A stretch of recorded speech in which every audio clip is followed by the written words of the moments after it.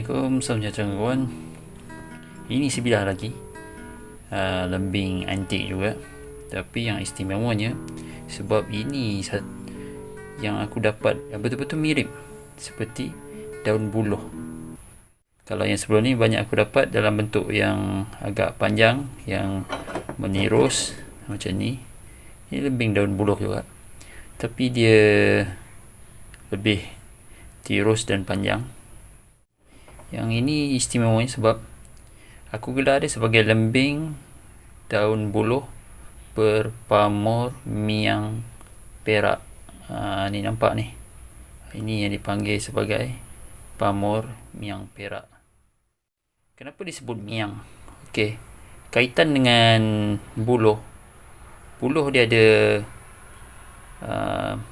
pada bahagian batang pokok buluh ataupun ruas buluh tu, dengan dia ada macam bulu-bulu hitam tu yang kalau terkena tu miang tu, itu yang dipanggil sebagai miang. Bulu-bulu hitam yang kesat itu kalau kena memang akan menyebabkan gatal-gatal pada kulit.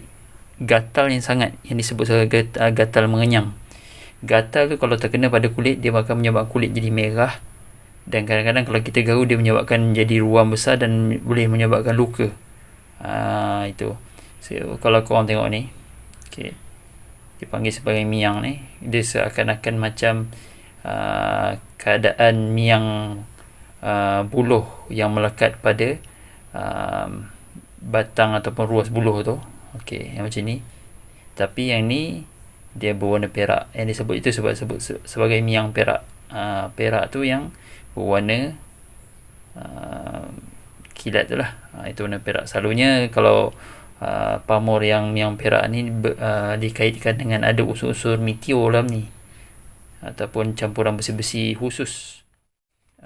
Mengikut syariah yang aku buat secara online, bentuk lembing ni menyerupai seperti daun buluh daripada spesies buluh yin yang, ataupun dalam bahasa saintifiknya buluh ni disebut sebagai Bambusa eminensis viridiflavus. Susah betul nak menyebut bahasa saintifik ni kan. Itulah inspirasi lembing ni. Memang sebiji sama seperti daun buluh. Kalau ikut status, agak yang lembing jenis ni agak sukar ditemui lah, ataupun rare lah. Jarang ada miang perak yang macam cukup besar ni lah kan. Kalau kita tengok, okay, dia hampir memenuhi permukaan bilah, dan juga tengok sebelah okey, tengok dia betul-betul hampir meliputi 95% lah permukaan bilah ni. Dan kau boleh tengok sampai ke bahagian puting ni pun, atau pesi dia ni, ataupun disebut sebagai tangkai dia ni, ada juga ni pamor miang perak ni. Okey, ini agak istimewa. Susah nak jumpa untuk waktu-waktu zaman ni lah. Mungkin sebab ada pupus ke, ataupun disimpan oleh waris-waris yang mempusakai lembing begini. Kalau kita lihat di sini ada keistimewaan dia juga. Kalau kita tengok dia punya pesi ni, ataupun tangkai dia ni, atau puting dia ni, dia berbentuk bersegi tau. Dia bukan jenis pesi yang bulat. Okay, kenapa aku kata bersegi? Cuba kau tengok. Okay, kau tengok permukaan dia tu rata kan. Okay, dia bukan bersegi. Dia bukan bersegi 4, tetapi ada 6 muka. Okay, yang ni pertama yang kau nampak ni, atau yang kedua di tepi ni. Tepi yang ni dia nipis sikit. Okay, segi dia. Okay, tu pula yang sini. Yang ketiga, Allah tak nampak. Tu masuk yang keempat. Tu yang kelima. Okay, ke sisi yang sebelahnya yang keenam. So dia unik, dia ada 6 Ini antara lembing yang aku dapat yang ada patingnya bersisi 6, bersegi 6. Selalunya yang segi 6 ni dekat dia punya mal. Yang ni mal dia agak simple. Okey. Dia berbentuk macam ni. Simple. Okey, dengan dia punya tapak dia ni, coloring dia ni ataupun teming iras dia tak terlampau panjang ataupun luas. Okey, dia simple macam ni.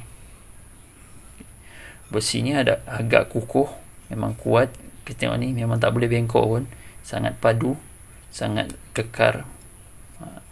Memang dia buat ni memang untuk tujuan memang untuk tujuan menikam lah, ataupun menusuk, ataupun merejam. Ini selalunya kalau yang macam ni mungkin digunakan oleh kelompok-kelompok pendekar. Tidak diketahui mempunyai asalnya siapa, tapi menurut saudagar senjata yang aku beli dia lembing ni, ia berasal daripada Kelantan, diperoleh daripada orang kampung sungai di Kota Baru. Wallahualam lah, mungkin ini barang pusaka keturunan mereka lah. Wallahualam.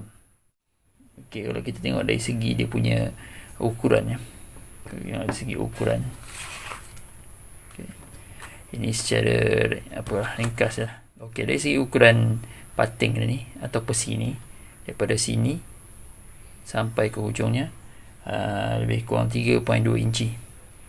3.2 inci. Okey, panjang keseluruhan bilah ni daripada pucuk dia sampai ke hujung pating ni adalah 11.3 inci. 11.3 inci. Okay. Panjang bilah saja, panjang bilah iaitu dari hujung pucuk sampai ke temin ni, temin iras ni, panjang bilah adalah 9 inci, ngam-ngam 9 inci. Kalau kita lihat ukur lilit dia, maksud ukur lilit ni diameter keseluruhan ni, okey. Ini mal dia, bahagian mal ni. Okey, dia punya diameter dia, ukur lilit dia adalah 2.2 inci yang ni. Bahagian ni ada. Okey, manakala dia punya temin iras ini, okey, bahagian ni, tapak dia ni, okey, ataupun coloring dia tu, dia punya ukur lilit dia adalah 2.5 inci. Okey. Kalau kita melihat lebar dia, okey, kalau kita bermula di bahagian pangkal bilah ni ataupun dia panggil sor-soran ni, besarnya lebih kurang 1 inci. Dia tak besar mana, 1 inci dia kecil kan. Okey, sampai ke bahagian tengah ni, ataupun disebut sebagai pinggang bilah, lebarnya adalah 1. Okey, lebar dia 1.3 inci. Okay, ini bahagian paling besar lah. Kemudian dia menirus lah ke pucuk. Yang ni bahagian yang hujung ni dia panggil pucuk lah. Adalah bahasa-bahasa dia, istilah-istilah dia sebab dia panggil pucuk ni kan. Sebab ialah benda ni, lembing ni memang inspirasi dia daripada daun buluh. Ini adalah lembing yang sangat antik. Aku rasa umurnya memang dah lebih daripada 200-300 tahun. Kalau kita tengok dari segi struktur ataupun dia punya keadaan permukaan itu, okey. Kalau kau lihat di bahagian kau lihat di bahagian sisi bilah tu, nampak dia punya rekahan macam kesan supit yang menunjukkan dia sangat tua lah. Okay, kalau tengok permukaan ni pun nampak pori-pori bilah tu. Okay. Kesan kakisan tu nampak ada. Ini boleh dikatakan kesan kakisan jenis uniform, seragam. Sebab sebelum benda ni dapat pada aku, asalnya dia sangat berkarat lah. Kesan karat yang asal tu memang nampak pada sini. Kalau tengok dekat pating dia, ni yang karat degil tak hilang ni lah. Okay, itu kesan dia. Sebenarnya macam mana lah ni hitamnya ni, karat ni yang ada kat sini pating ni, macam tu lah rupanya yang melapisi asal permukaan ni. Okey. Ada juga yang mengatakan kalau ada kesan-kesan macam ni, okey, kesan kakisan begini adalah adalah disebabkan darah, tapi aku yakin yang ni tak adalah kesan darah tu secara besar-besaran lah. Dia biasa je. Ini sebab karat tak berjaga ni. Okey. Lebih kurang mungkin ni lah. Dia sangat cantik. Memang susah nak jumpa dan sangat rare. Okey. Kalau kita tengok perbezaan dia pun dari segi segi besarnya pun dan bentuknya memang ketara, ada perbezaan yang nyata lah. Okey, memang nampak. Tengok ni ya. Okey. Ini perbezaan lah, perbandingan. Ini lembing daripada tanah Melayu juga. Okey. Juga disebut sebagai lembing daun buluh. Ini yang paling nyata sekali lah, paling ketara bentuknya. Dan dia memang berpamor. Pamor dia adalah pamor yang perak yang sangat-sangat susah nak jumpa lah dalam keadaan yang macam ni. Pamor yang sangat yang memenuhi hampir keseluruhan bilah. Susah nak dapat. Okey, yang ni kita bandingkan pula dengan lembing cekel daripada Jawa. Begitulah perbezaan bentuknya. Okey. Itu unik ni lah lembing ni. Okey, sekian, terima kasih kawan.